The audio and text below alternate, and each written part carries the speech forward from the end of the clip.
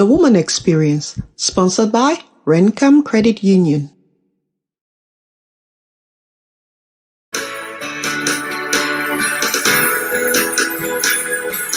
Lion of Judah, my trust is in you. Ancient of days, my trust is in you. I am that I am, God. My trust is in you. Leader of the valley, my trust is in you. Hey, I put them on you. Oh yeah, my trust is in you. I put them all in you, Jesus. I put them all in you. Hey, my trust is in you. I put them all in you. Hey, my trust is in you. I put them all in you. My trust is in you. His thing can do. My trust is in you. Oh, yigi baba, my trust is in you.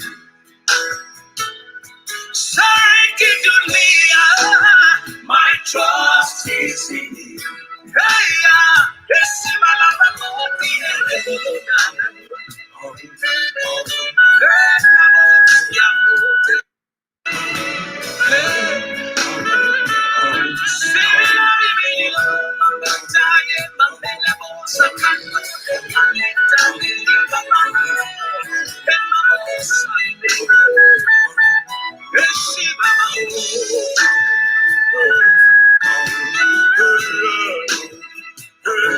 Master of the universe, my trust is in you. My miracle walking God, my trust is in you. King of glory, my trust is in you. Abada, my Father, my trust is in you. Hey, I put them on you. My trust is in you.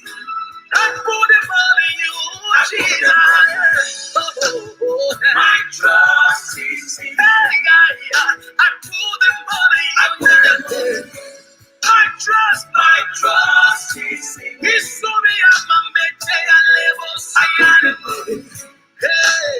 My trust is in you.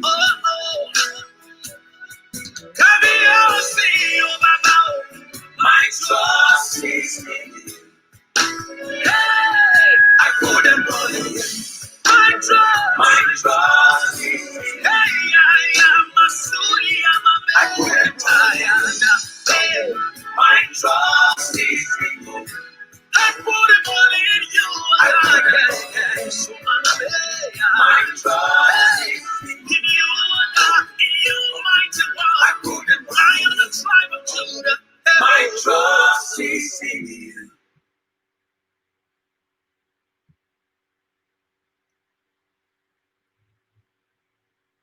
Hello. Good evening, everyone. Welcome to the Woman Experience. Good evening. Sorry, guys. Okay, my voice. How you doing? Thank you so much for spending your Friday evening with us. I mean, the world is opening slowly, so I'm sure there's so much more you could be doing tonight, but you've chosen to spend this hour and a half with us, and for that, we're very grateful. My name is Goretti, and I am your host for tonight. I'm very glad that you're here. You can tell I'm beaming from ear to ear. So thank you for joining. I just want to acknowledge those who are here, whom I can see. Zele is here. She was the first. Thank you very much for being here. Doris is here. Collie, hi, sis. Thank you for joining. And all those whom I can't read. Cynthia, thank you so much. So tonight, we're going to kick off straight away. I hope that you all have had a wonderful evening. For those who are joining us because the guest is someone you know, thank you, first of all, for coming to support your friend, sister, family. We appreciate that. What we do here every Wednesdays and Friday nights at 8 p.m., which is the UK time, which is currently the same time in Cameroon, is we host the woman experience. We host the woman experience, and I am always the host.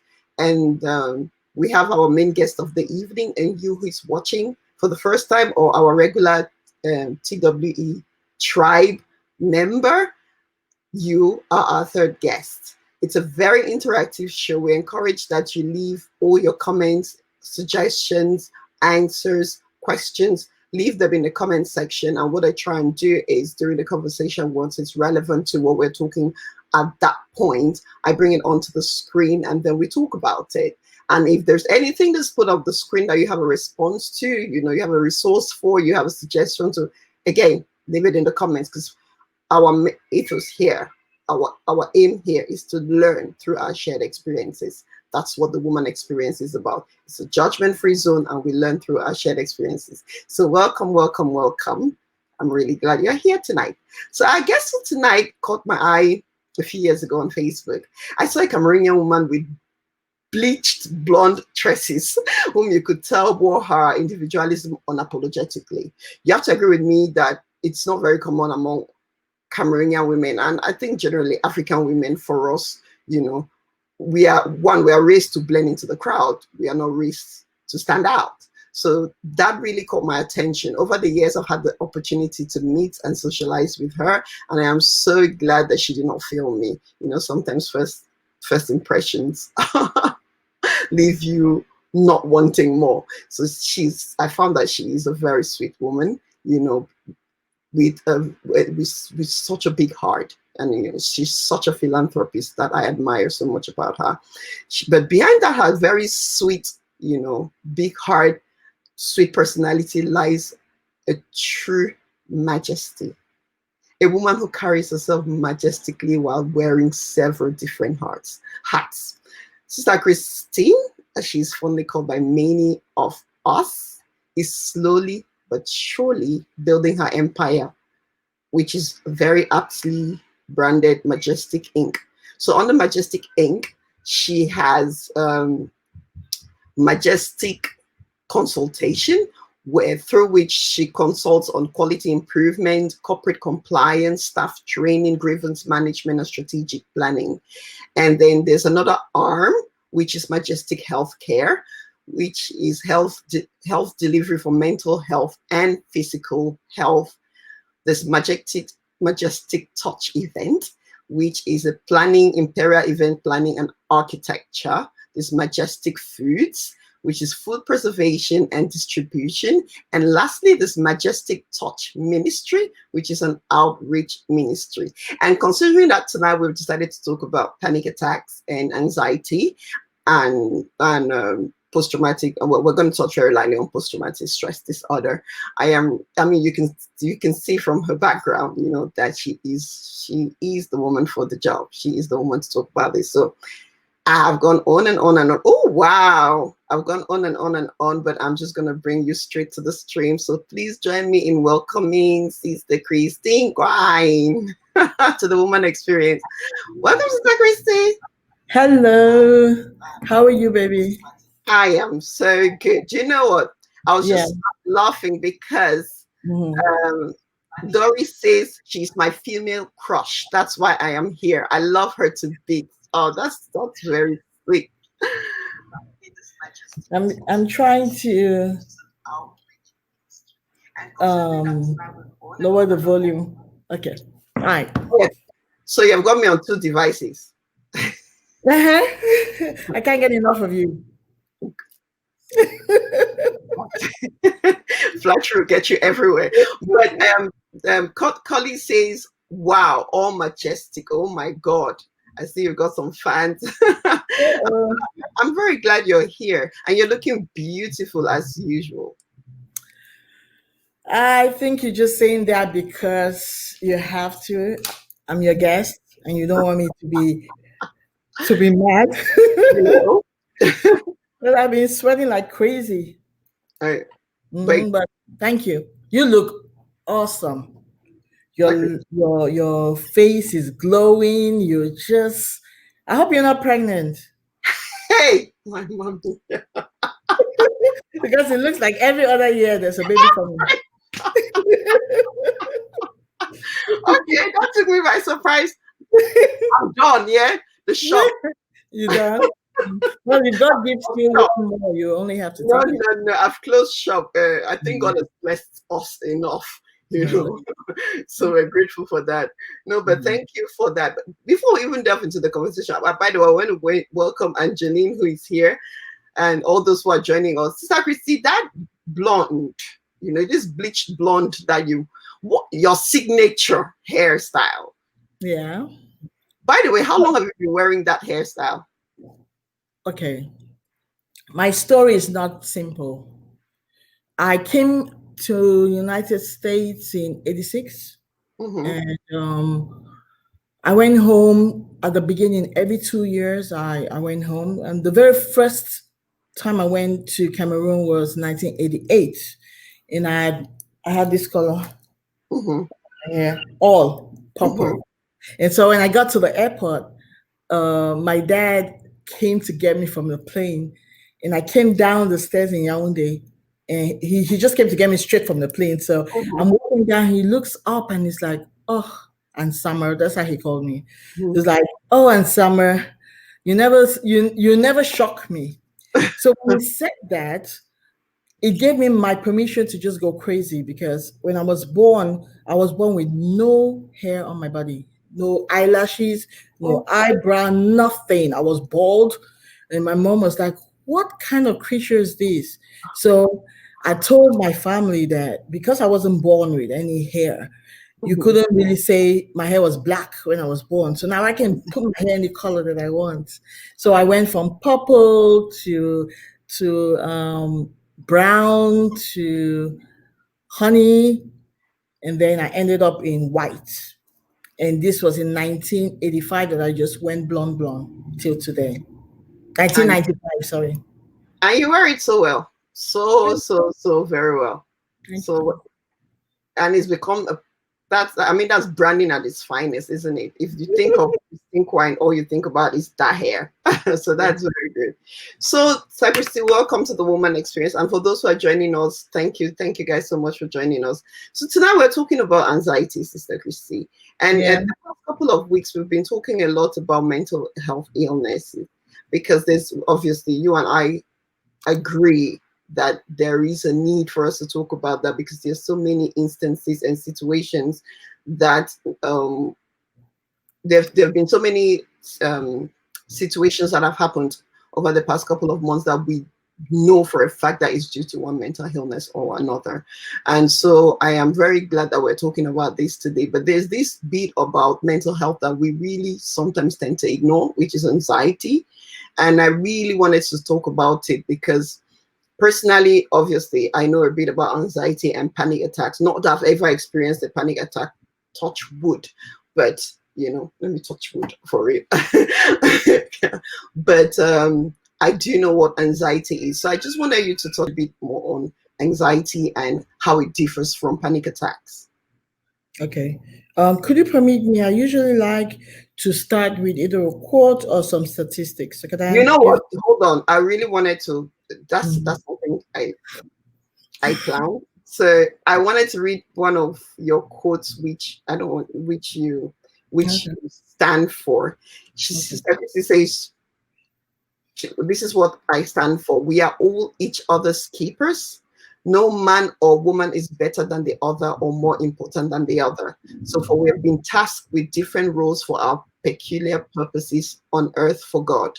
We must seek Him diligently and hearken to Him to know our purpose and fulfill our purpose on earth. And while we run our individual races, we must allow to shoulder others when they become weary or despair with a helping hand or an encouraging word. We must be giving and kind to each other without motive. We must never allow the devil to keep us bitter. When we fall, but dust ourselves up and keep moving. So we must never allow the devil to keep us bitter when we fall, but dust ourselves up and keep moving. This world is a huge community. We are tasked to be keepers of each other. Men and women mutually respect each other. Men be kind and loving to women. Women be kind and respectful to men. Parents and children take care of each other. we are the community. Let us be pillars for each other. I had to read that in the opening, but I really liked that. That's why I have it saved here, because I wanted to read that in the opening. But Yeah, so that's what I believe in. But why can I even sit here and be talking about anxiety or what else did you say? panic attacks, PTSD? Okay, PTSD. okay, anything about that now? Because when I was in Howard, I was doing microbiology for my first degree, and I minored in psychology, and I got out and started my master's. But I was drawn to when I was doing psychology as my minor, it intrigued me, Mm, and I came out, did a couple of certifications, and stayed in the psychology field. And I've been mm, there for 29 years as a therapeutic counselor today. And it's one of my passions, counseling mhm, and serving God and microbiology and immunology. And you look at all the three and like, how do you combine all that? But I guess God needed me to go through all three. So I have a holistic approach. mhm. I can talk about God when it comes to people struggling. I can also know the somatics of the biochemical part of suffering. And what was the other one? Psychology, biology, immunology. All right. So, and then of course the God side, which is the one that I carry more. Mhm, So I asked you permission to just read a couple of statistics. So we are at a place together, at the same place. In 1996, Kessler said 30% of global population have mental disorder. Two-thirds of them will not get adequate treatment. WHO in 2018 says 13% of the global burden of diseases. Globally, it's 13% that mental disorder fall as burden of diseases. Globally, 450 million are suffering as we speak. And out of that 450 million, one out of every four will cultivate at least mental behavior disorders, mental or behavior disorders during their lifetime. And the last one, I just thought that since we're talking about mental illness, anxiety, and all that, in a community, we're all from, well, I'm from Cameroon. So I looked on some statistics in Cameroon, and it says in Commonwealth Health, the current report mhm, says there is a lack of information concerning common diagnoses of mental mhm, illness in Cameroon. Although high rates of depression are often linked with raised levels of HIV/AIDS in the country, mhm, economic instability and psychoactive substance misuse, they don't call it abuse, they call it misuse, are often cited as other risk factors for mental problems in Cameroon. Okay, so introduction. When Dorothy told me to speak, she said, Sister Christy, please, I don't want it heavy. I want everybody to understand. I want it to be fun. It's already a dreary mhm, topic. So I don't want anybody feeling depressed. So I want to say that I'm trying and I will try as much as possible to give information, but at the same time, know that the information I'm giving is just that we must know some certain things, and those certain things help us. mhm, And that my best thing that I always say is, if you are suffering from mental illness, you're not mhm. alone. You just heard 450 million in the world are suffering. Yeah. So therefore, if you're not alone, then don't be in the dark. Don't hide yourself. Don't put a cloak of shame or guilt. Mhm, Mm-mm. It is just truly, truly another complication that the human race suffers with. Now, there are some languages that I have to throw in. So when I'm speaking, you understand. I'm not going to use biology or biological medical terms a lot, but I want all of us to know what it is when we finish. Number one, you hear the word mental health. Now, somebody says, oh, mental health. Oh my God, I don't have mental illness. Why is she asking about my mental health? Mental health has been put to the side or there's been fear about mental health because people see it as already mental illness. Mental health is just like physical health. So if somebody asks you, how is your mental health? It just means, how is your well being? How is your emotional and spiritual Well-being. well-being? Are you fine? Are you able to cope with things like pain, loss? What are your coping skills? Are you fine? That's really what it means. Mhm. So there is mental health, and now under mental health is mental illness. And mental illness is just like a physical illness. So you Mhm. have physical health and physical illness, you have mental health and mental illness. So in the mental illness, then you have now all these diseases that, because of the complication of the brain and Mhm. because of other factors like genetics or your environment, your thoughts, your emotions, your behaviors are Mhm. changed, and they make you not live your normal life. So you're kind of not, in quote, normal, because and all this make you be in a place of suffering and of distress. Mhm. Now that is mental illness, and under the mental illness you have now the different mental disorders. Mhm. So you asked me what is anxiety. Now, Mhm. before I even talk about anxiety, there's something called mental health problems. And you might go to see your doctor, and your doctor will say, I'll write in your report, she has some mental health problems. It is not a diagnosis of mental illness. Right. Mental health problems means at the moment you are thrown off. And so you're dealing with something in your life. Maybe you lost a loved one, maybe you broke up, your relationship just ended.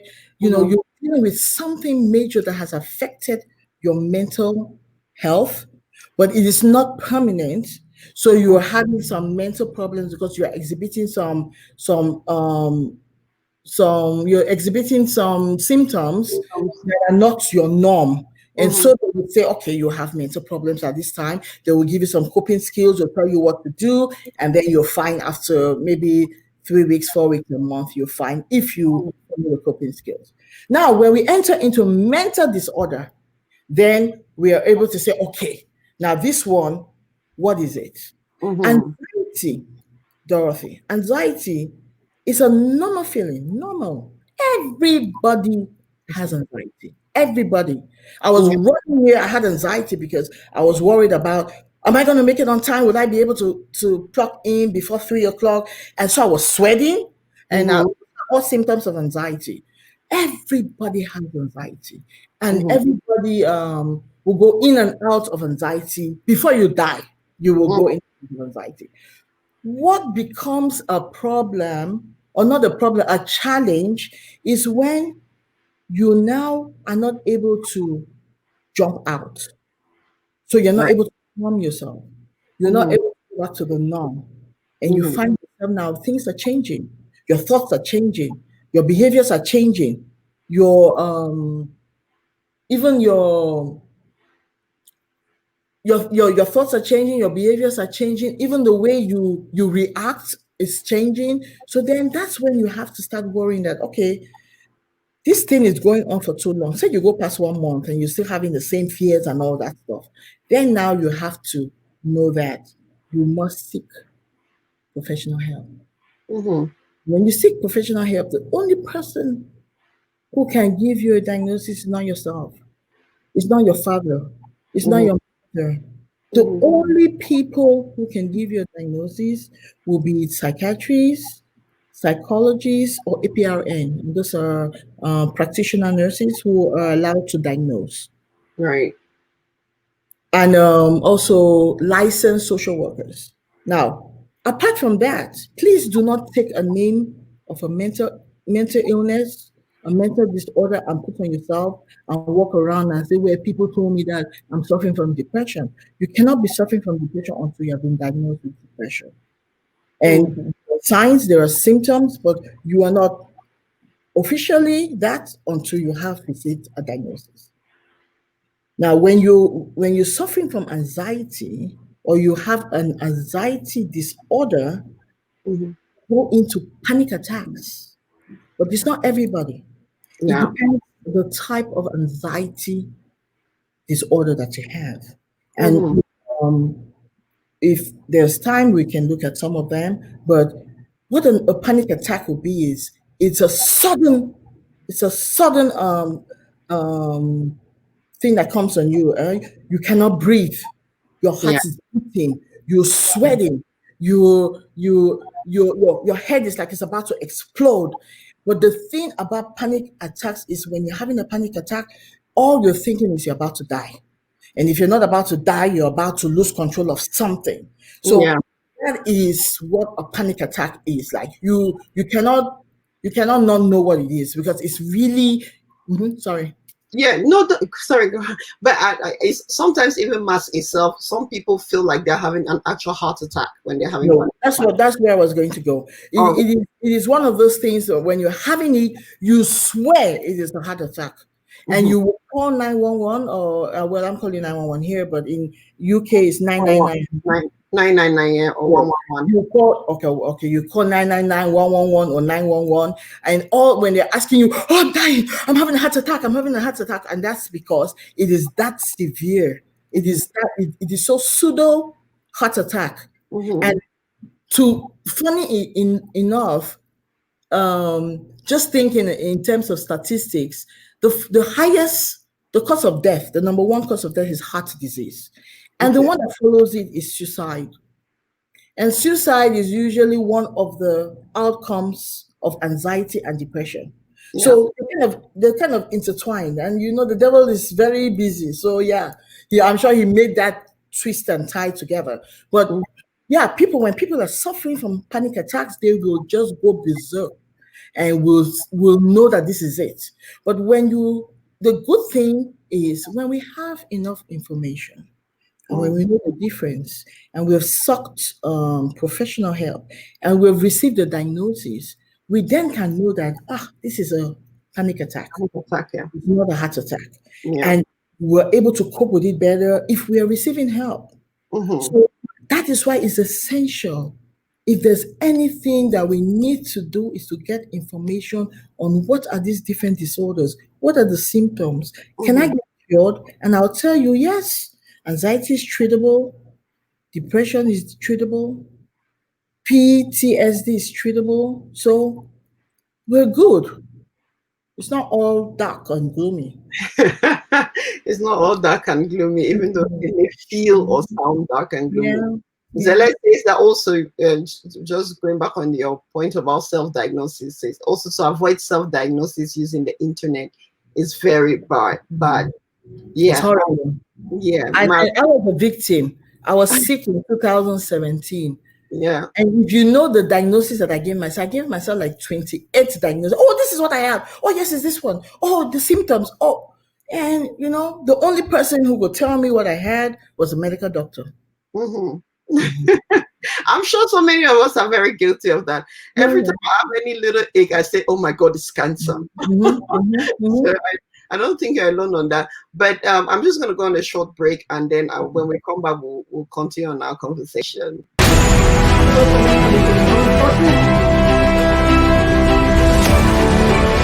My friend, classmate.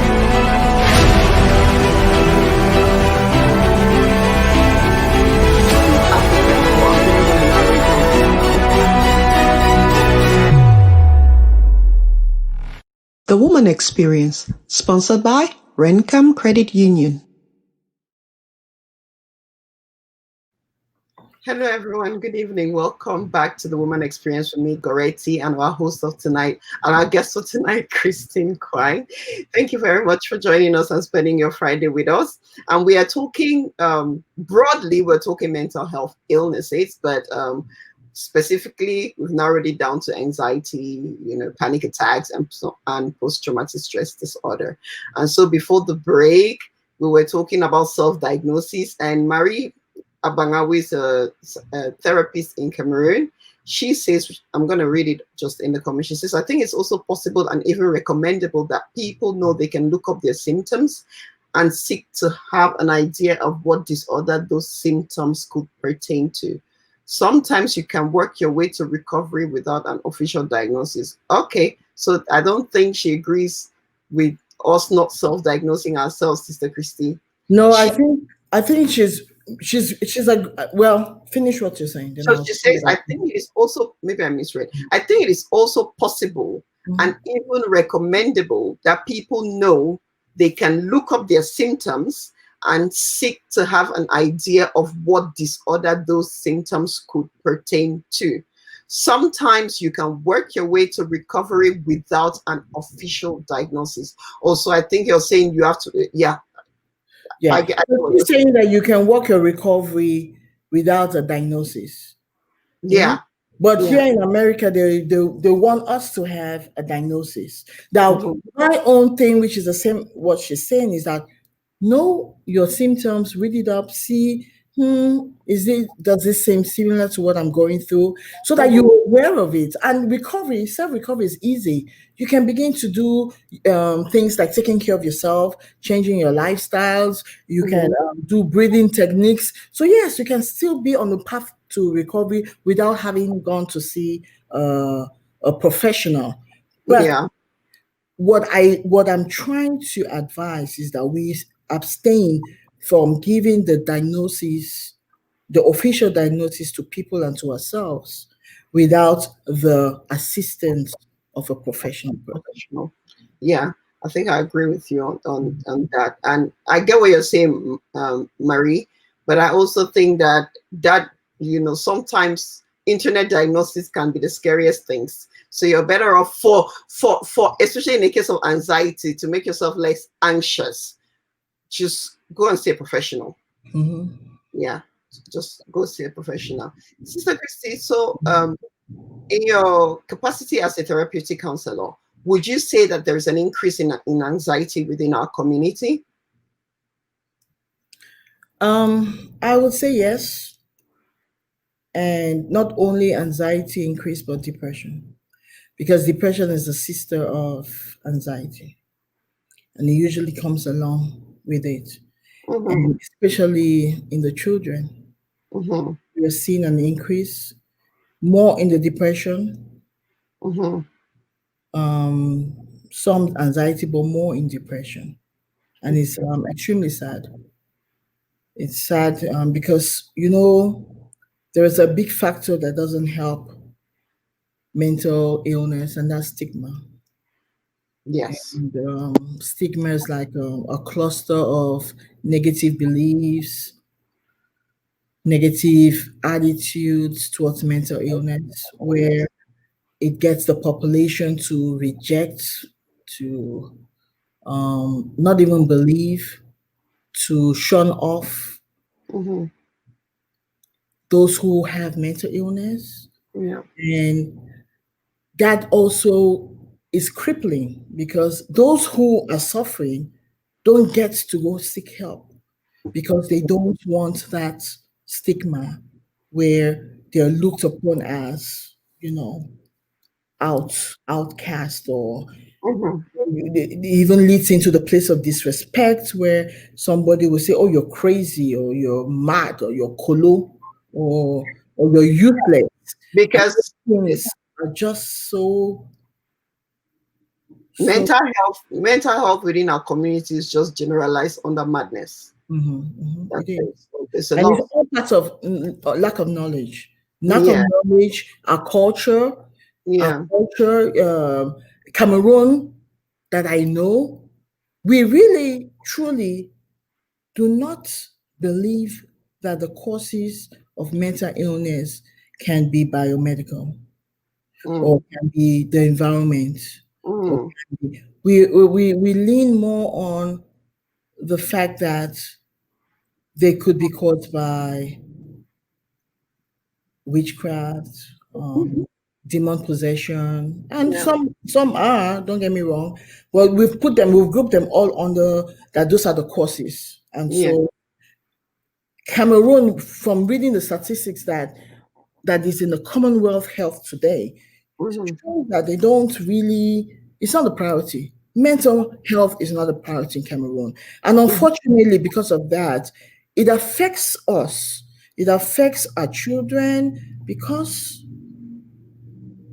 if it is not a priority, the budget is low. And if the budget is low, it's actually non-existent, because most of the report shows when they're asking finance, outpatient, inpatient, the answer is no or not reported. But I know that we have two main mental health institutions in Cameroon. We have Mhm. Sancho Sure. Jamon in Yaoundé, and we have Lantini in Douala, Yeah. and all the regional hospitals do have a section that deals with mental health, but there's nobody there. It's really like nurses Mm. or general doctors dealing with that, and it's not the same as what Mhm. experts who are giving their time and their resources to tackle the problem. So we have a challenge. We And do. we're getting there, and I know that because I'm sure you do have who had spoken about who is in Cameroon will be able to show or tell us that they're advancing, but Yeah. we're so behind. It's incredible, and because we're so behind, and because we're from a culture and a culture and what do they call that? Well, let's say my beliefs, yes, a culture and a belief that Mhm. mental illness is not really, it doesn't have causes except the other things that we talked about. Even Mhm. when we come abroad, our children, from us, the parents, we've not really sat down and spoken about mental illness with them. So they Mhm. hide some of the symptoms they're going through, they hide because first they don't know if their parents know how to Yeah. deal with it. And then they do know the stigma that's in America also. It's all over the world. It's not only Cameroon. In Yeah. America, the stigma on mental health. It's today that we're trying to do community inclusion, where Yeah. people who are suffering are still in the community. Before they Mhm. used to lock them up in institutions. In Yeah. DC, they were locked up like a hospital, chained up to their beds. People didn't understand what mental illness was, so I don't Mhm. we don't blame them, but they were not treated well, and so it's But not. there is there's increased awareness and sensitization, and you can see that. And I'm very glad that within our community we are talking about it more and more and more and more.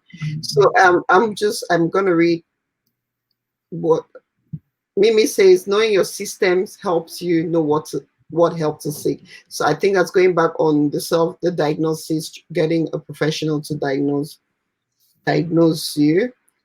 Celeste says, great, but with lack of knowledge, people don't even know how to describe or express feelings. Okay, great. So I think they're all backing up Marie's point, Miss Mark's point, where she says that sometimes They can self self-diagnosing on the internet can be helpful in that you can identify your symptoms and you know how to articulate it when you go to seek for help. And Rich says, oh, thank you, smart, intelligent women. And Mimi says lack of knowledge and to an extent shallowness. Yes. So, Sister Christy, let's talk about anxiety in our children because I think for me, when it comes, we'll talk a bit about it in the adults, but I really want us to focus on the children today because a lot of the people who watch our shows are parents or potential parents, and I think that we've talked a lot about mental health, but we haven't really touched the kids yet, the children yet. So, how, first of all, how do you, for both the adult and the child, how do you identify what are some of the symptoms of anxiety? You did say that earlier, but I just really want you to reiterate it. I'll tell you that We'll not go into depth, but it's good that we touch each one. Yeah, And when we touch each one, it will help broaden what we know about anxiety. So exactly. there is a group, anxiety disorder has 8 under anxiety disorder, 8 disorders. The number one that affects, that is more or less exhibited by children more than adults, Mm-hmm. will be the separation anxiety disorder. Separation anxiety disorder is when the child is separated from the parent Mm-hmm. and gets agitated to the point where they really cannot function.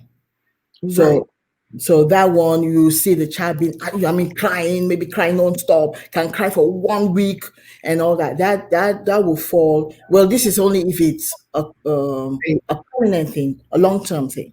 If Okay. it's just the parent has gone and they're crying, please don't carry your child and start saying, "Oh, my child has separation anxiety disorder." This is the serious. I'm talking about the serious disorders now. Mm-hmm. So there is separation anxiety disorder. The very first one that starts is generalized anxiety disorder. Mm-hmm. Generalized anxiety disorder is actually for adults and for children. You have like a deep sense of fear. Mm-hmm. You're worried about almost everything in your life. You're worried about, oh my God, my financial I'm going to have a financial disaster. Mm-hmm. Oh, what am I going to do? I mean, this is, you just stay on top of it. You're worried about the people you love, their health. You're worried about The world is coming to work. an You're end. worried about school. You're Yeah. worried about relationships. You're worried about almost everything. You stay in a place of apprehension. You don't believe good things will happen. And the symptoms you have, like diarrhea, you have headaches, Mm-hmm. you have heart palpitations. Those are some symptoms of generalized anxiety disorder. Now, you And that go, and the mhm. interesting, sorry, the interesting thing with generalized anxiety in disorder is that some of the causes of it are genetic. You can actually Oh inherit yes, a kind oh of yes. gene from your There family are member, like 5 causes of your anxiety. parents. Number Yeah. one, genetic. Yeah. You could inherit it from your family, your father, your mother. Yeah. Number two, your environment. Number three, just Yeah. Chemical. chemical imbalance. Yeah. What's that? Um, what is the fourth cause?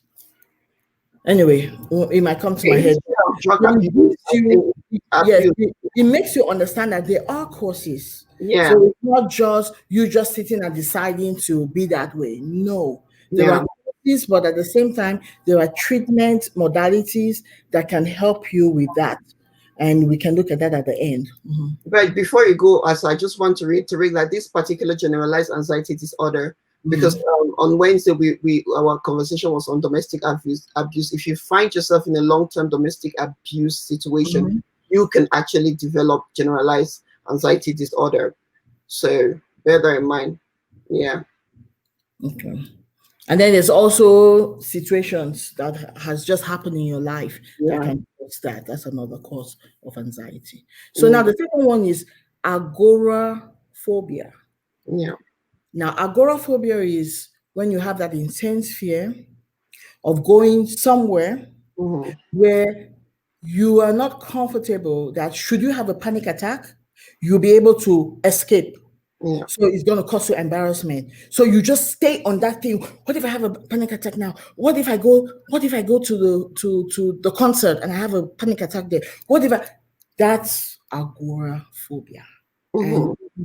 it can eat you up, and it can derive you of, well, all the disorders derive you of your joy, Yeah. the joy of your life. It derives you of the pleasure of your life, but that is agoraphobia. Now the next one is panic disorder. Mm-hmm. Now panic disorder, to be frank, once you have panic disorder, you exhibit more panic attacks. This is one of the anxiety disorders that you see panic attacks occurring more so. But it's one where you to be diagnosed with panic disorder is that you are in your familiar background, in your home, and you're still anxious, or you are walking in the park in strange places where people will not be afraid, but you're still afraid, or you are watching a movie in a movie theater, and you. So when you are in strange places, or not strange places, places where people are not afraid, yet you feel very uncomfortable, you feel like something is going to happen, and you get a panic attack. Those are some of the symptoms that you fall under panic disorder. The fourth one is specific phobias. Specific phobias is when you have a specific item or a specific situation that you are just you actually paralyzed should you see it or should you think it, or no, actually when you don't see it you're fine, but when you see it you freak out and there's no control over it. Like you can have a phobia for the elevator, snakes, water. Some people have phobia for water, insects. yes. Now all of us have that regular fear of something, you just have like, oh, I don't like that, but it doesn't stop your life.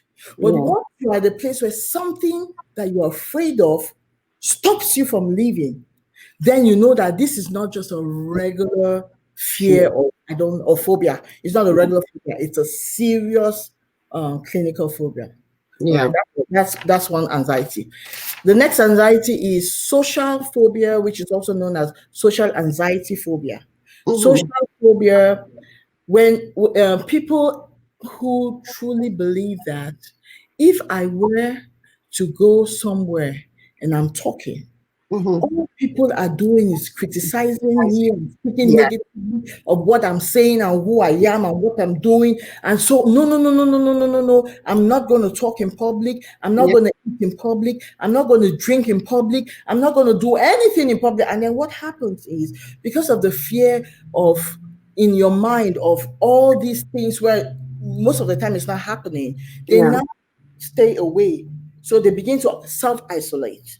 And if they go to social gatherings, they will have panic attacks because they're in their mind thinking that, oh my God, there's the anxiety that comes because they're in the they're judging me. Yes. So that one falls under social disorder. Now we have a social phobia or social anxiety disorder. Then we have obsessive compulsive disorder, which is called OCD. OCD.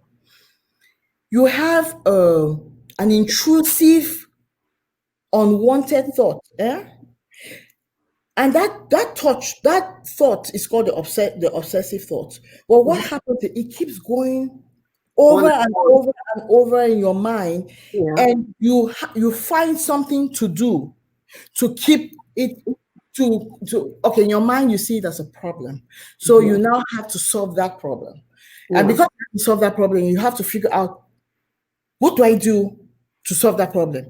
And once you get it, you do it over and over and over and over again.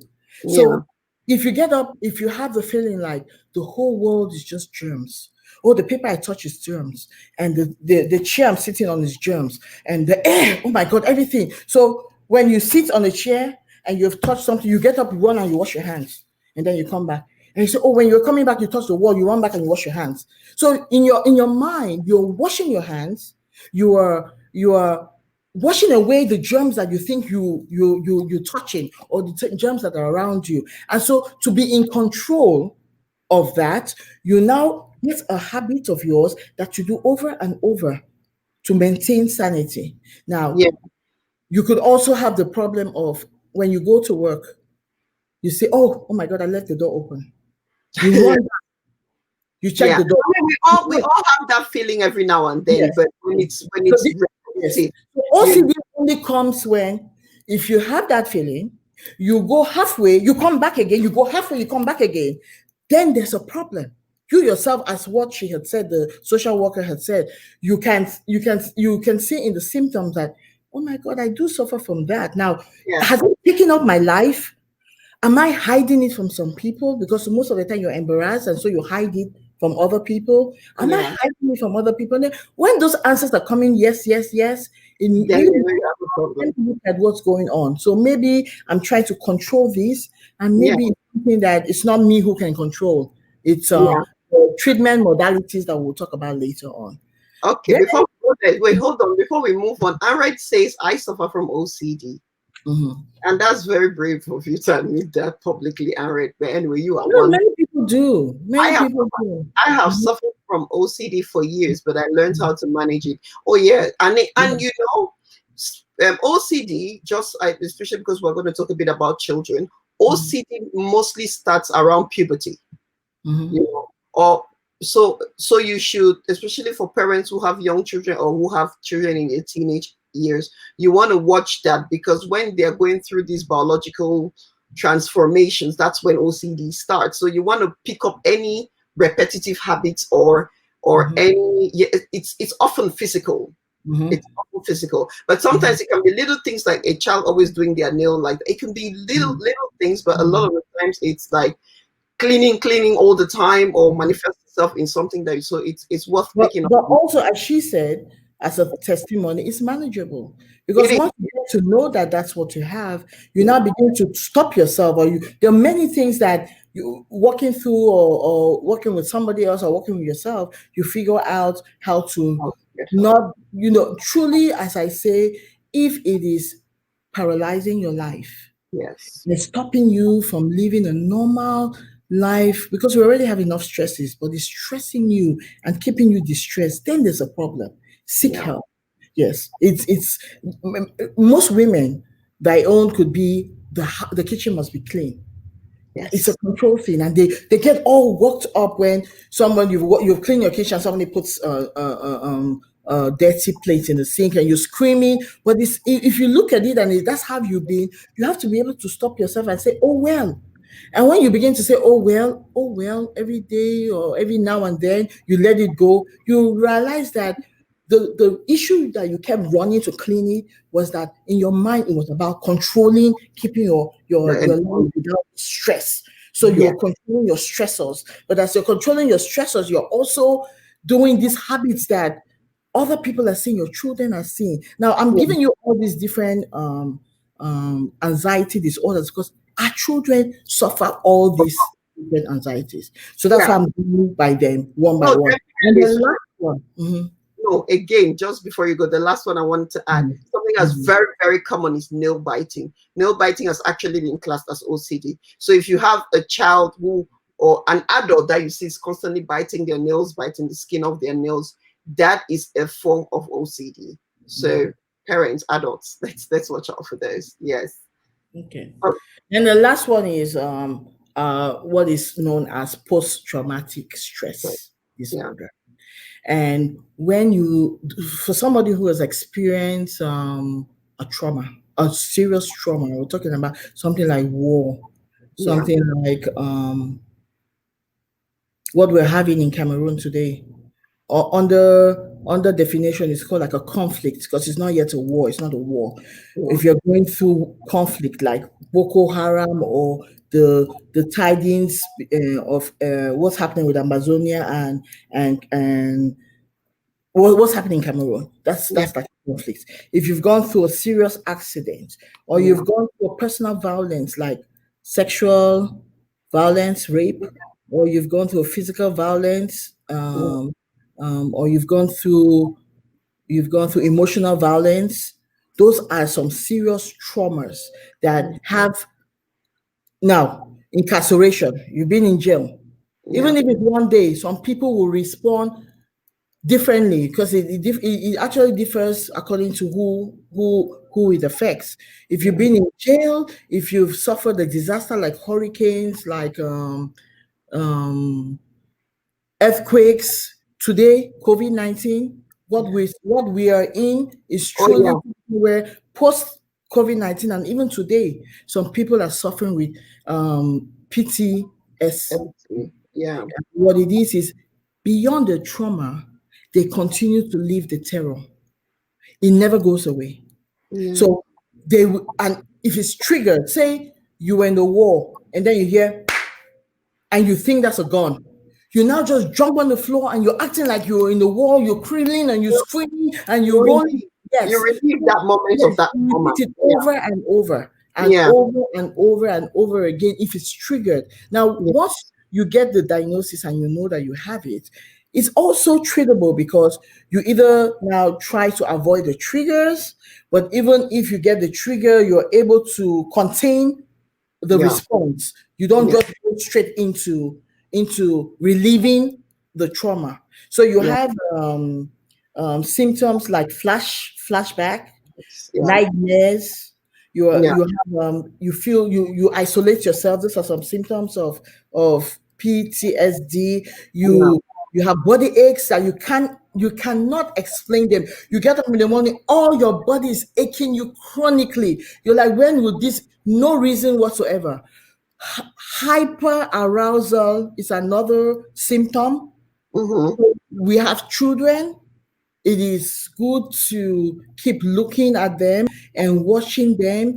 I believe one day in the future, Gertie will allow us to look at child development. And in child development, we'll be able to see stages, every stage, what is expected of your child, so that Mm-hmm. when you're looking to be a good parent, Yeah. you must know what you're looking for that is Yeah. abnormal. Yeah. Because if you're looking for something that a 12-year-old does and you're looking in a 6-year-old, you'll be running with the child to the hospital that the child has a problem. So we Mm-hmm. must know what are the development stages of a child, and Yeah. we're able to keep watching them and seeing if there are anything that falls under these symptoms, and Arousal. yes, and what where to go, how to get help. But number one is for our children are not, especially our children here outside Cameroon. Thy world is so different Mm-hmm. from had they been in Cameroon, where Mm-hmm. they are in between. Mm-hmm. They're not really in Oh, oh. or out. And so they suffer their own complex in the cultural changes and the assimilation of what to assimilate. The British, the European, the Yeah. American, and you come back home, your father and mother are in the African, and so the clashing of cultures is very frustrating to our children, and so Very. they tend to get anxious and they Yeah. have like fears and they have all these symptoms that we're talking about, but they hide it Yeah. because really, number one, they're afraid to tell their parents. Say they're getting up, they're getting hives on their body, and they know it's because they were afraid of something. They got up, all their body had hives, so they know that something is not right, but they don't tell their family, their father or mother, because they believe that they will not understand. And then they tend to, unfortunately, medicate. And the self-medicate is what? They start using True. drugs. Yeah. And so it's a twisted situation. Yeah. It is why it is so important. We, the parents, number one, remember that we nurture our Mm-hmm. children. We are actually the number one frontline health worker for our Yeah. children. For our We children. are That. the ones who are seeing the differences. And when we see the differences, we have to seek assistance. We have to read, find out, go into the internet is so beautiful. Everything is in the internet. You Mm. self-educate, you join groups of Yes. mothers and fathers who are dealing with the same situation, and you ask them and you seek expert advice, and you form your own community. You can form your own community, little groups of fathers and mothers, or you want only mothers, whichever. But Yes. be at the place where you are getting knowledge. And then another thing is, please, your language is so important. Okay, Don't Sister use the Christy. word of, why are you acting so crazy? Okay, we're going to talk about that. Let's go on another short break, and then we'll talk about that when we come back. Okay. Language thing.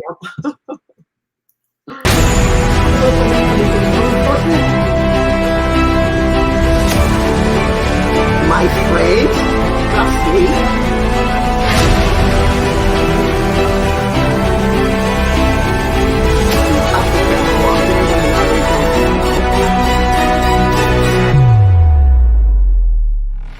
The Woman Experience, sponsored by Rencam Credit Union. Hello, good evening, and welcome back to The Woman Experience with me, Dorothy, and my host for tonight, Christy Nkwain. So now we're talking about mental health again, but this time we're now already down to panic attacks, anxiety, and post-traumatic stress disorder. And Sister Christy is breaking it, I'll call it the wider spectrum of it all, and giving us the symptoms and the different forms of panic. Why don't you say panic attack of anxiety? Anxiety disorders. Before the break, we were talking about parents, and we were talking about some of the symptoms in our children and how our children handle this. And Sister Christy was just about to advise us on some of the language that we speak.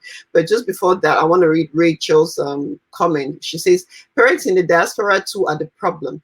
Most are so stuck on maintaining, upholding a certain status in the community where they struggle harder to hold or suppress the issue than attacking it head on and fixing it through therapy or other mediums. So I think I'm assuming here she's talking about why we don't identify our children's. It's a stigma. Yeah. We're from a culture where mental illness, do you remember any child in your family who has some behaviors that are not understandable? They are locked up in the back room. And if somebody is coming into the house, we run them and lock them up and hide them. So we've grown up in our culture. It's not normal to stand and say, I would like to know more about mental illness because I'm suffering from it, or my child might be suffering from it. So we hide it. And when we hide it, it means we are not getting help. So yes, the children are suffering because we are acting like we're not seeing it because we're in denial. And we're in denial because we don't have the knowledge. And because we don't have the knowledge, we go deeper. And the child suffers more and more and seeks help. And that's how they end up seeking help, like doing drugs and going and running away. Yeah. And all that stuff. And I really wanted to point out, earlier when we're talking about hyperarousal, and I don't know but I wanted to repeat some of the symptoms because these symptoms are very common and we overlook them in the children or even in ourselves as adults. So sleeping problems, if you realize that your child is finding it harder to sleep, recently you should look into that. I mean, it must not always be anxiety or something mental, but it could be something. It could be that. So don't ignore it and just think, oh, maybe it's just puberty, or maybe it's whatever. Don't give a reason to it. Just pay attention to that. Pay attention to difficulties concentrating. If your child is having difficulties concentrating on things, if the child is easily irritable, has these angry outbursts more constantly, and actually demonstrates panic, or is in a constant state of anxiety, easily scared, all these kind of things, heavy sense of guilt, like if you accuse them of something and they just have this outburst of crying and feeling down, nobody loves me all my life. Those are not just teenage angst or behavior or normal behavioral problems. It's worth also looking into those things because they could be symptoms of hyperarousal. So back to you, Sister Christy. Tell us about this our language, because I swear I need to adjust. Yeah. I need to adjust the way I speak to my babies. Yeah, we have to watch how we speak. When we say you are colo, we laugh. But that truly is one of the most destructive things we can say to a child. Or you're useless. Or you're mad, you're crazy. Just the words crazy, mad, colo, all those things. If the child is suffering from a mental disorder, the real thing is he has a mental disorder. He is not mentally ill. Nobody uses that anymore. Those are archaic descriptions or ways of talking about somebody because they put them down. So they have a mental illness. And the mental illness is just like you having diabetes or you're having arthritis.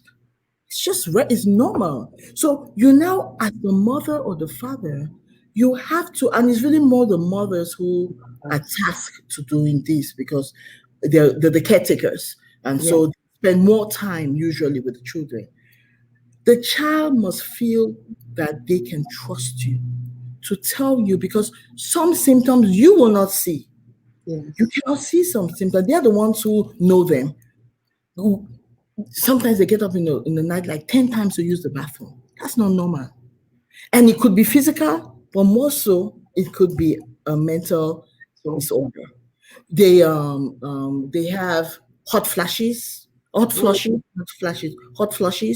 They These are the ones that you will not be able to, the arousal, except you see your child having an arousal, you will not know. But they know that they just sit and they're having this super hyper arousal non-stop, and they're like, and I'm sure the child is thinking, I'm What's not going thinking, on? self, what's going on? But Yeah. these are some of the symptoms. Um, Excessive sweating. You might even you might think that it's because you asked him a question, but then why? Because I asked him a question, is he sweating so profusely? And then Mm-hmm. you see it happening all the time. It's not like one time he was sweating because he just ran from outside, but it's that Mm-hmm. he's responding to something I just said. So he's responding to a stressor. So Mm-hmm. you watch your child, and you speak gentle. You have to be gentle with them, because when you say, honey, nothing on this earth is enough to be ashamed of. Mm-hmm. Nothing will make me love you any less. The world will not love you any less. Whatever you're dealing with is a normal thing that many 450 million people are suffering To today. So, unfortunately, for whatever normalize it, reason, we need to find a way to normalize whatever. yes, it's your place, because you are the frontline Yeah. health worker. So it's your place to make it little. When you minimize it, then Yeah. the child the stigma begins to go down, and they're able to tell you, Mommy, it's true. I've been Yeah. feeling funny, especially when you put me in the store. All of a sudden, my heart will be going like this. I feel like I'm about to die. Mommy, I don't know whether is it normal. And then they'll be able to tell you. And you luckily, if you have access to healthcare services, you can take the child for assessment, or you Yeah. can begin to even teach them where to know some steps, like breathing technique. If somebody is having a panic attack, you teach them how to do the 4-4-4, which is you take in, you hold for 4, and you shoot out 4. You take in 4 seconds, hold 4 seconds, shoot out, and in 2 minutes you're good. Yeah, Sister You Christy, I repeat think them let's focus on that. Mhm. Let's dwell a bit more on that, because that was good. That was my next question.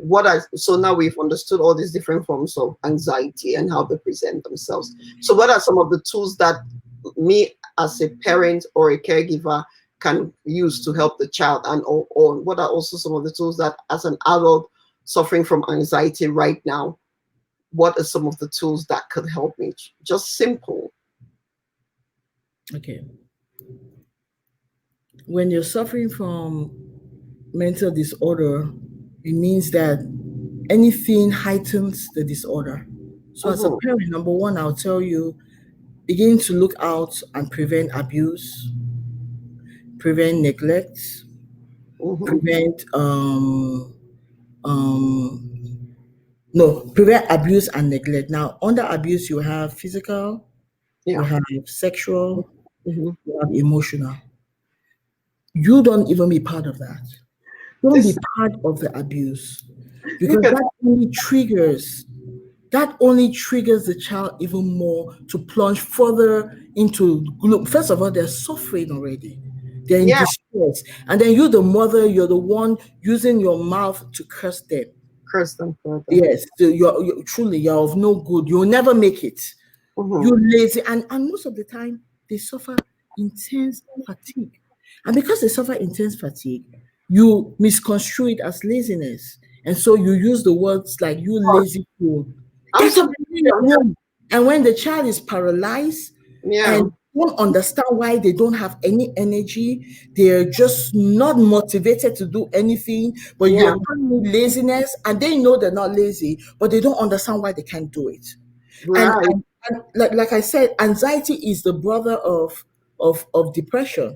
And Yeah. so it's easy to push if they're suffering anxiety disorder to Yeah. begin to exacerbate the symptoms of depression. And Yeah. the reason about the two is that they get to a place where they might begin to think suicide. They might begin to have suicide ideation. So yes, you are to practice all those positive talking. You are to access information on I'm talking to parents now. You are Yeah. to access information on the diseases so that you yourself know, and you know how to speak about mental illness to your child in a loving way. You are to We've talked about watching your language. Yeah. You talk to people who are suffering the same with you, as Yeah. in like groups, or you go to experts for advice. Yeah. And then there's medication that helps, Right. which are some of the modalities. But you can be the one who will, after exploring other things, but let that be like the last resort. Yes, Yeah. but it becomes to the place where they have to do medication. It's your place as a parent to be the one who will explain that, honey, this will help you. Yeah. It will not make you. It will not make you be like a zombie. It will actually perk you up. But do your own homework before you engage in that one. Hmm? Certainly. Yes, Certainly. but you have to have what is called practicing of mindfulness and relaxation techniques. Yoga, you use yoga, you teach them how to do yoga, you do the breathing It's a techniques with them. meditation. Yes, you if there sleeping patterns, put them Mm, back into a right sleeping pattern. Make sure they go to bed at the same time, get up at the same time. If they need like something warm to drink before they sleep that will make them sleep more, you yeah. show them that you care about them not sleeping enough, but you make sure that they're having enough sleep. You're making sure that they're eating healthily. Yeah. You read up what the child should. All of us, it's the same for everybody. Yeah. When you change your lifestyle, you are the better place on getting in the place of improvement and down the road of down the road of overcoming the mental illness. Okay. So I wanted to go back on this point of the language you use for our children, because George Mark wrote this. It's funny, but I now that I understand mental illness, I understand how devastating that can be on a child. I celebrated after I saw my birth certificate, which didn't. I celebrated after I saw my birth certificate didn't have my name, Dorothy. Dolphin, you see Yeah, that? And yeah, that's a child speaking that all his life he's been called Dolphin. And then he yeah, goes and looks at his birth certificate, and he doesn't say Dolphin. So we parents are so caught up in that pain. And we yeah. all are. And Yes, I was we going to say forget that. that we have children who have been given to us for custody. And while they're with us, we are to nurture them in what we say. And not only what we say, forgetting about mental disorder, what we say is life or death. So if we keep calling somebody crazy, they will lose their mind. If we still calling them violent, they'll become violent. We are to begin to start looking before we speak. Don't first speak in anger. We speak a lot with emotions. Yeah, Try to stop speaking with anger. If you come home, the house is upside down and you want to kill your child, go upstairs and change your clothes. By the time you come down, you will not be as angry. And so you will not lash out what you could have lashed out had you spoken when you just came into the house. So you control your anger, because that child who is suffering anxiety disorder or depression has an anger that also is uncontrollable. And so they can lash out at you. They can pick up an object and attack you So you also have to be brilliant. And And why? also, they can copy that behavior from Oh you. yes, they do. They And I'm do. talking that from experience, They do. They Yeah, do. they can copy that. Mhm. They do. Anyway, and Zele reminds us to talk to your child, talk to your child. And Henrietta says, um, I truly feel for our children because they are going through so many challenges growing up abroad compared to our own childhood challenges. That alone should enable us mothers to avoid using certain language. Yeah. Yeah, but I mean, not that I'm defending mothers, but you're raised a certain way, right? Children, we are what we see. We are not what we are told a lot of the times. Our behavior is what we see. And so if you grew up in an environment where your mother is always shouting at you, dotting, dotting, dotting, especially as a girl, you grow up and you find yourself that you repeat those same words to your children unconsciously. And it becomes a cycle, a And it vicious becomes one, a really vicious one cycle. generation to the other. Yeah. And those things are undeniably destructive. Yeah. Especially Nadine. the tongue. Now, there's another thing we didn't talk about, and that's um, checking on sedentary time. Sedentary time is how long is your child Screen. in front of a screen. That Yes. thing is killing us. Oh, yes. It's killing us. We leave our kids. They watch. I actually went and studied time frames, how long from this age and that age. I don't have it with me, but maybe I can share it and you can share it on Right. On on the the resource form. page. Yeah. Yes, So, but there are time frames that from this age to this age, like I know from 0 to 2, a child should not be put in front of a screen from 0 to 2. So then when it comes from 3 to this age, how long they can stay on. But all they usually say is children should really be in front of a screen 2 hours max. No, yeah.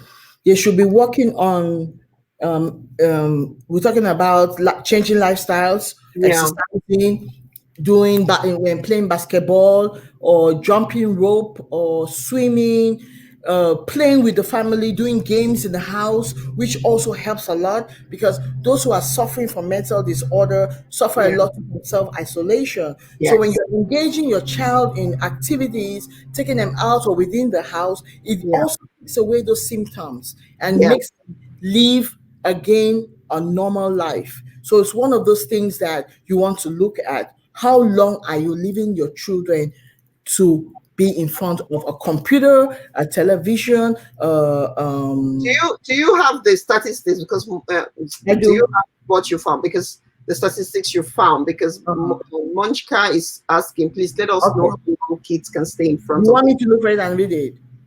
If you don't Or have it in front of you, that's fine. I okay, I'll think send it maybe to you. just send it to me later, Yes, and then I'll I'm send going it to to put you. it up because we are all guilty of that. I Yes. mean, 2 No, years but it's easier now. The child is it's not easier. disturbing you if they're on the television. And first of all, remember, it's not only about just sitting in front of a screen.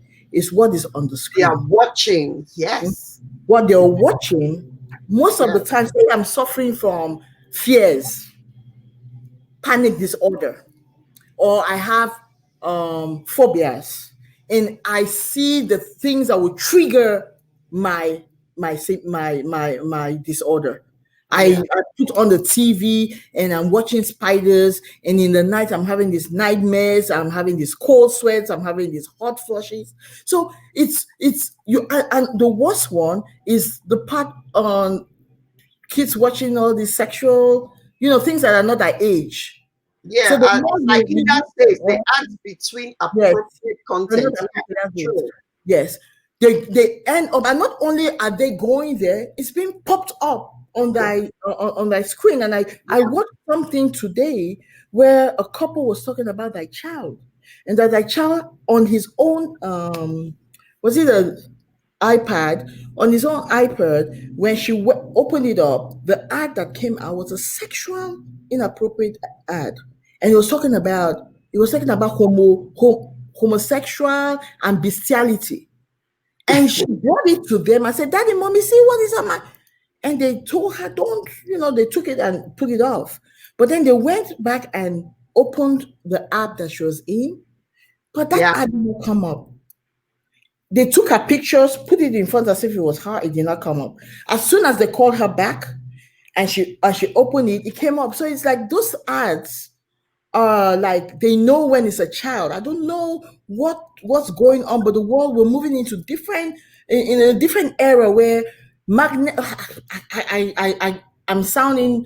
I don't know, so I'm sounding very ignorant. But it's like they do have a way of Look at those things. censoring when it's a child looking at the screen and when it's Okay. an adult.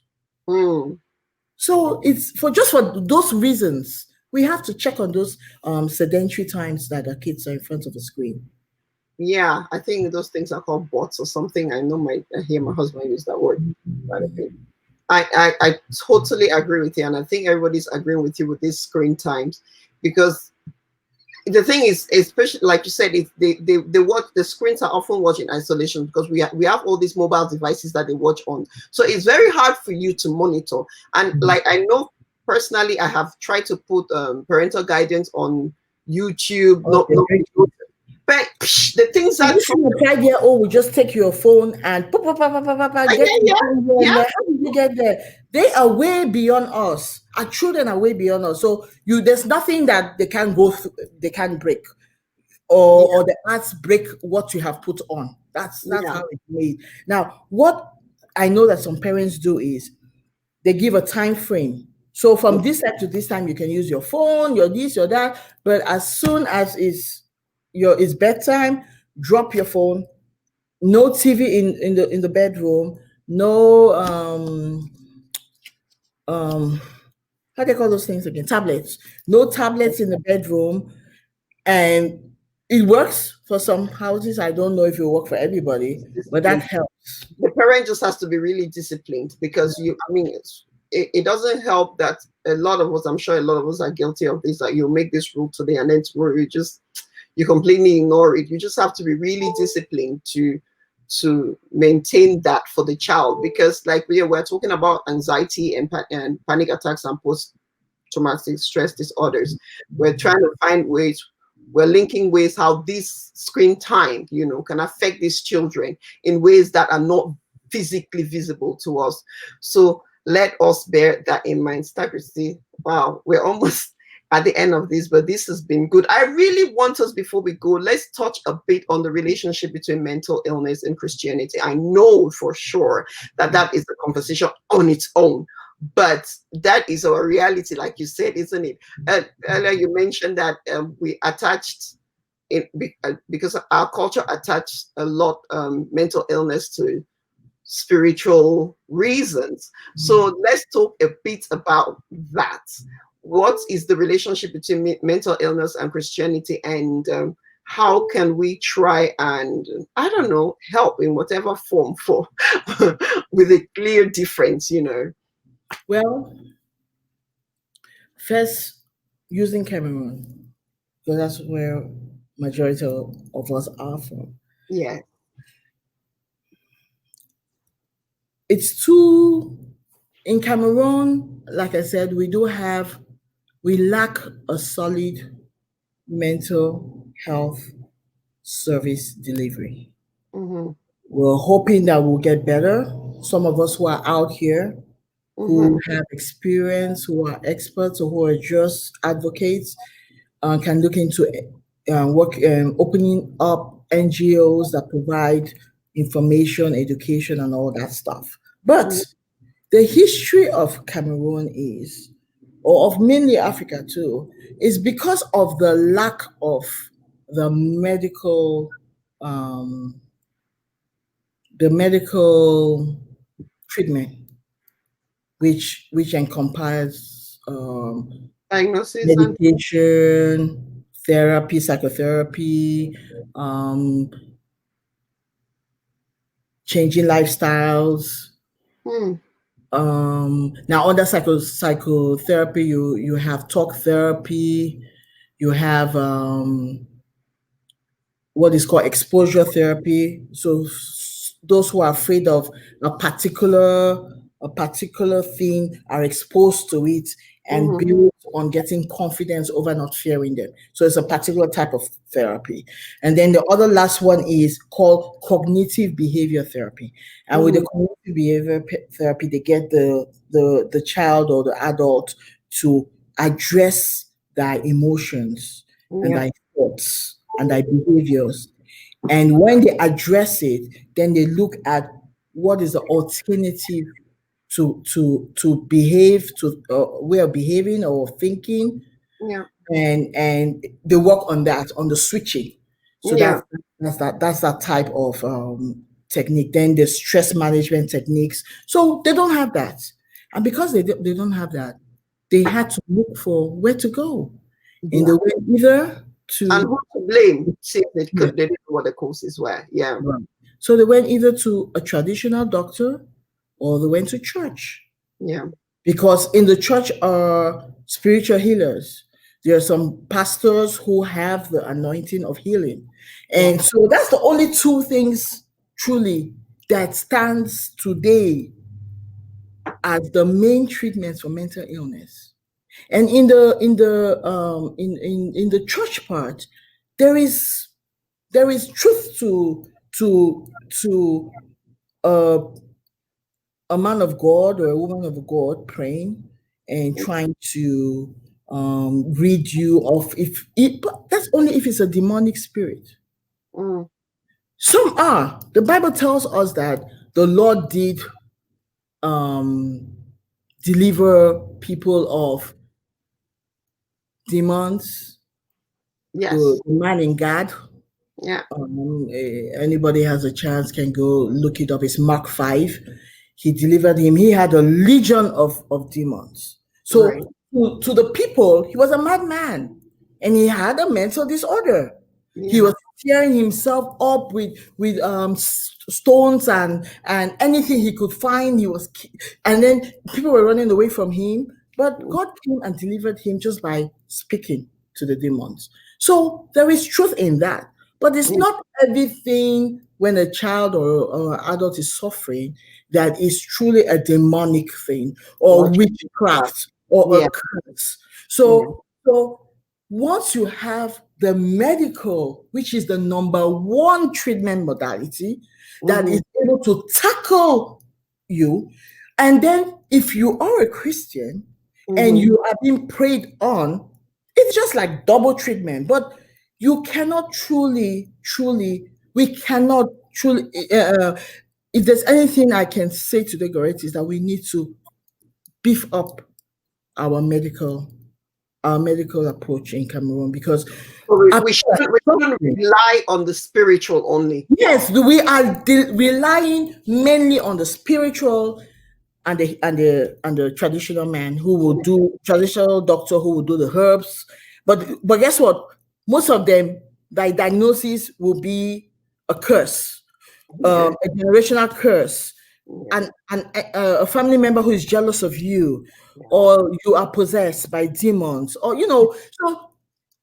And that's all they give as causes, and that's not the causes of mental illness. So that's where we're missing out, and that's where we're suffering.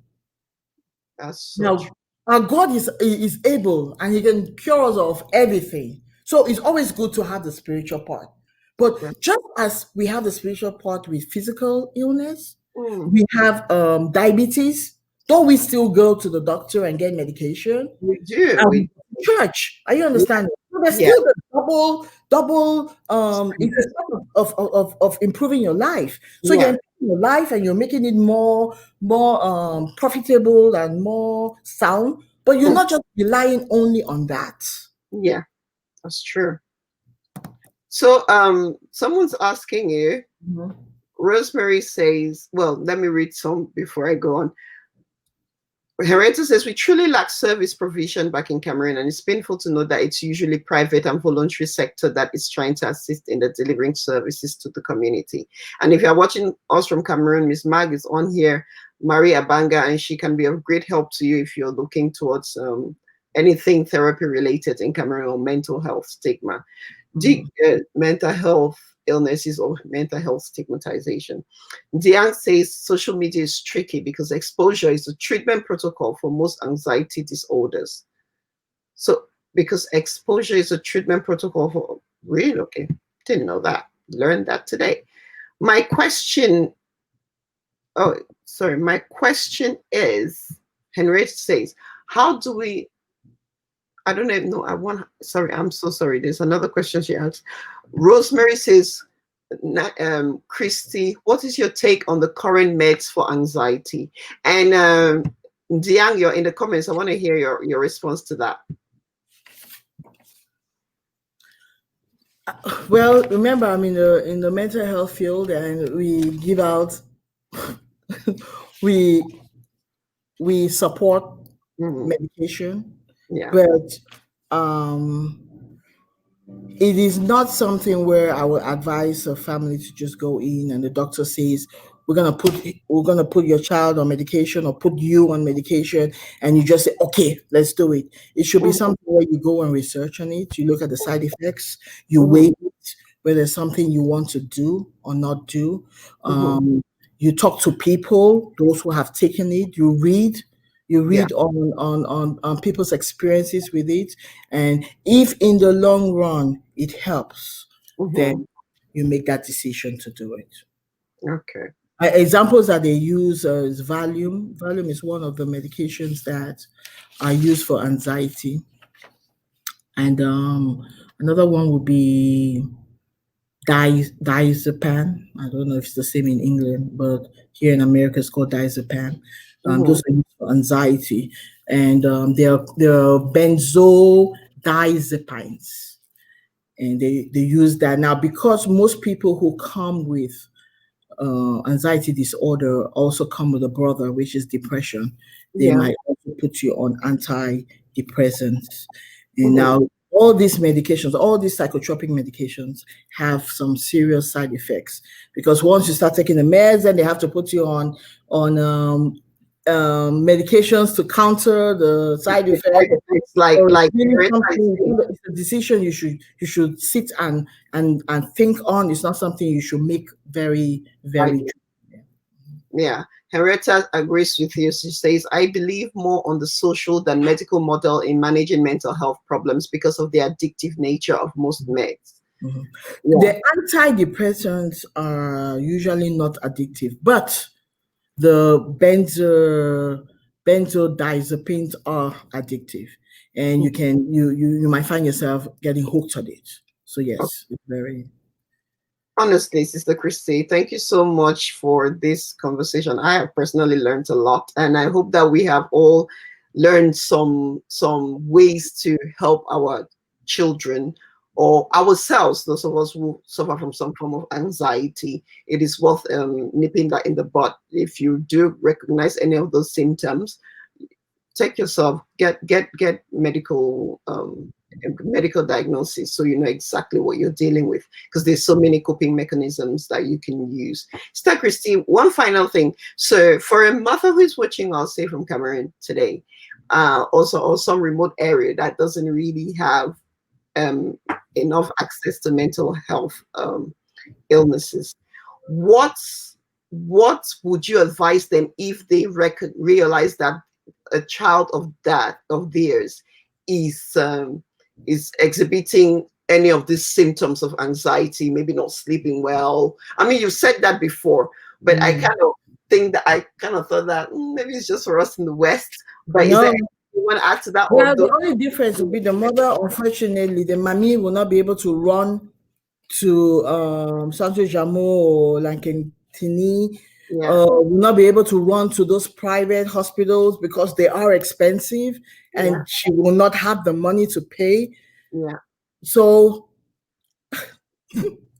it is a tough question, and that's why there are so many undiagnosed mental disorders and so many children and adults suffering, because we are limited. So all we can do is what we know.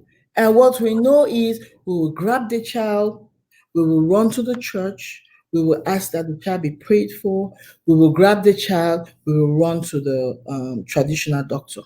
Me as a mother, I guess just hearing today for the first time what this thing is all about, I guess the first reaction that the mother should do is hold the child, give him or her a warm hug, and Oh, tell him or her, I love you. And together we will fight this. And let them know that it is not a taboo. It is not, you refuse to support the stigma of mental illness. yeah, Make the environment in the house warm and loving for the child. Don't allow the child to be always in the room or on the bed sleeping. Engage the child, take the child's mind, because remember, mental illness is about the mind and the spirit.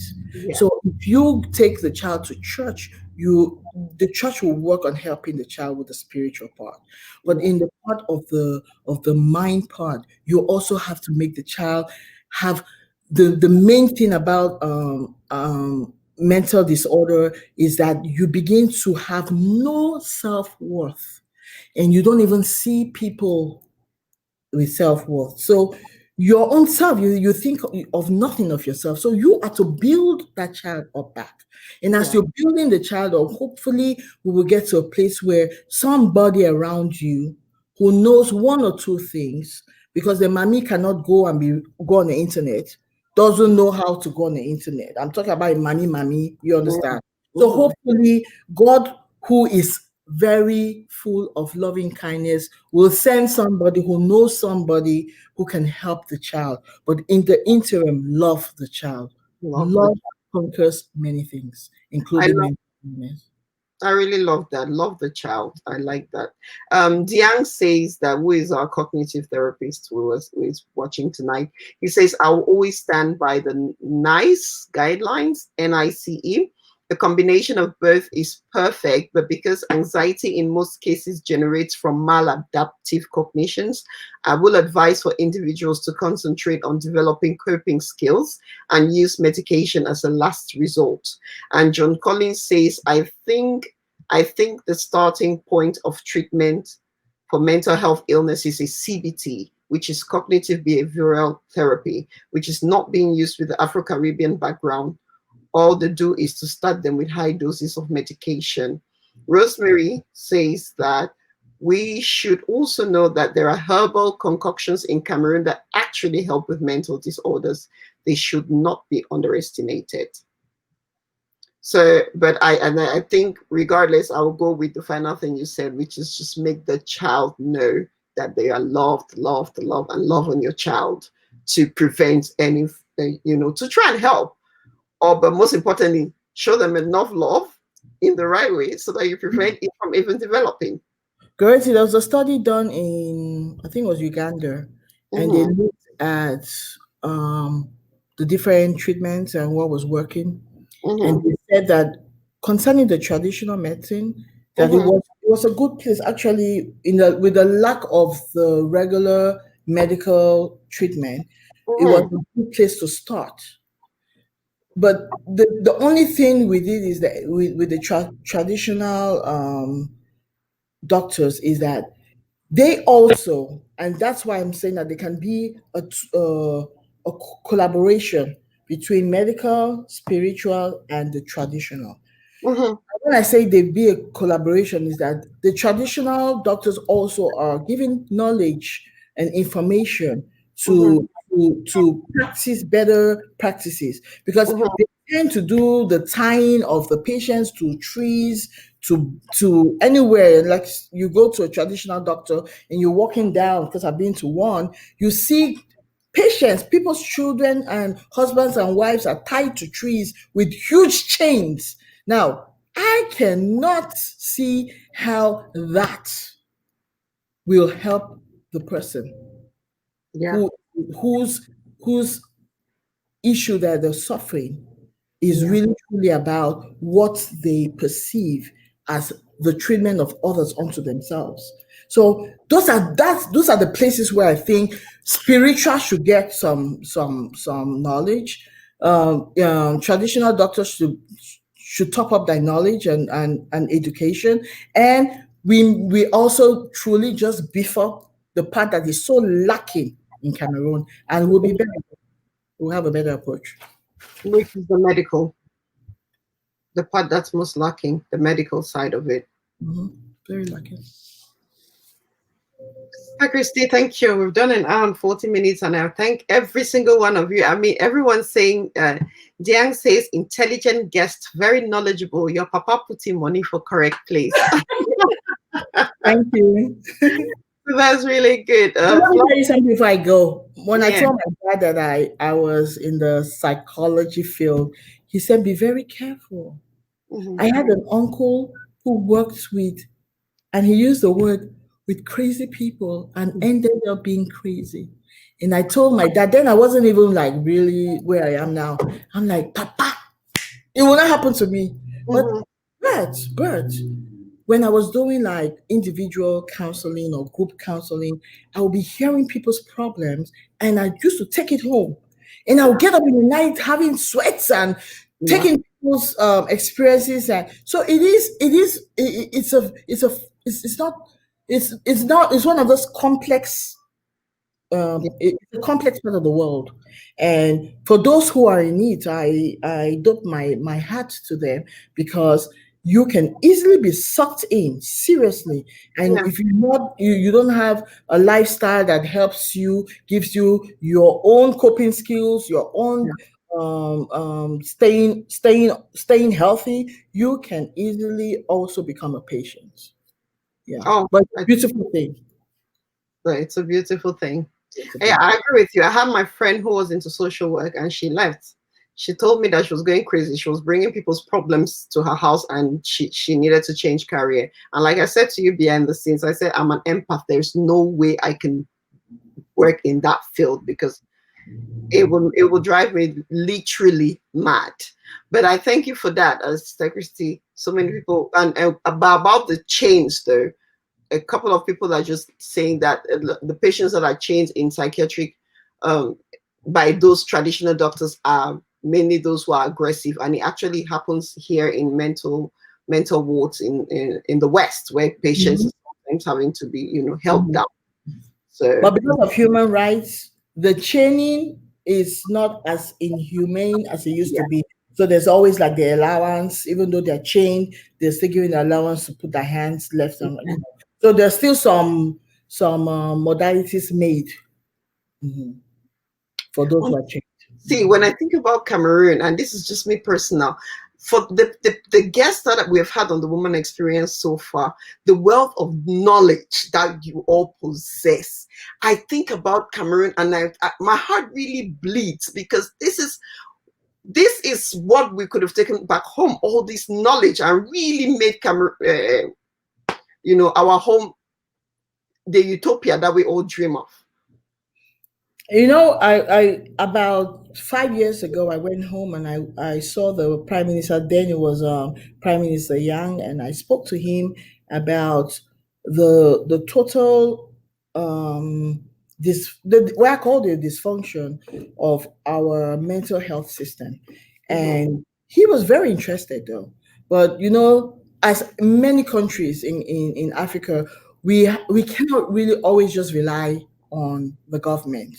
We Mhm. can push them because it begins with the policies and the procedures to be changed, and insert mental health, to make it a priority also, and all that stuff. But we too can begin to look at ways that we ourselves outside can help Can help. those who are doing in Cameroon, that we can add a helping hand to make it bigger. And advocacy and education, those are free things. Those are Yeah. not things that you have to have money to do. So I encourage that we all, in our own little world, should we go for vacation, go to the village, take those mummies and papas and talk to them about mental illness. Take the youths and talk to them about mental illness. So there's so many things we can do. We can't just keep sitting and say, we hope Cameroon is. No, we are to change Cameroon. And I think programs like yours and others is that it awakens the thing, the Yeah. thrill, or the need in us to provide what we have learned. We have Yes. learned it here, we're giving it here, but Cameroon needs it. So we should find a way to give it to. I there's no excuse. There's And no that excuse. And on that note, Sister Christy, I just want to thank you again. Thank you. It was a really good conversation. Thank And you, Dorothy. yeah, any final words to your guests before I take you backstage? Oh, well, I just pray that I hope I try to just introduce you to mental illness Mm, and that to decrease any stigma. And I'm sure none of you have that. I'm praying. But if you know people who have stigma about mental illness, begin to educate them, break down that stigma so that we're able to help those who are suffering with mental illness to get the help that they need. And to you, Goretti, I say, keep up what you're doing because you're touching topics that we will individually maybe look at, but when you pull it and we all come together, then many of us are looking at it at the same time and exchanging our own ideas and learning from each other. So mm. what you're doing is beautiful, and keep it up. Thank you very much. Thank you for that. So I'm going to just take you backstage now while I say goodnight to everyone. Thank Okay. you. Oh, sorry. Bye. Bye. Guys, this has been really informative, hasn't it? Thank you guys so much for those of you who have stayed till the end. I really appreciate you. I mean, without you, you know that there is no sharing of knowledge because you guys, your comments, your contributions in the comment section, it's really what I live for. And our estimable guests will come with this knowledge that they impact on us for free. I thank you for watching. I hope that I'll see you on Wednesday when we have another really great conversation. And yeah, if you are new, you're watching this today just because Sister Christy was on the show, I implore you, can you please like our page, the Goretti Experience page? Like it, share it with your friends. If you watch any of these videos and you like them, if anyone felt resonated with you and you think that it's somebody that can benefit from them, share it with them. If they are not on Facebook, we upload this on the Goretti Experience page after the show on YouTube. So if you search the Goretti Experience, you see all the shows on that page. So go on there and share it to your family and friends. Any of the topics that you think that could be beneficial to anyone that's dear to you or a friend. And so I thank you guys. I'll see you on Wednesday with our next guest. And I'm pleased to have a brilliant um, weekend. But lastly, before I go, just remember our children. Today we talked a lot about our children and how to identify anxiety within in them and in us as adults as well. So let us remember, I think my takeaway from this conversation is love on your child, love on yourself. If you're the adult, love on yourself. If you've got the children under your care, love on your child. And the second thing is watch that language so that you create a conducive environment for your child to be able to be vulnerable with you. And on that note, have a brilliant weekend, and I'll see you next week, Wednesday at 8 p.m.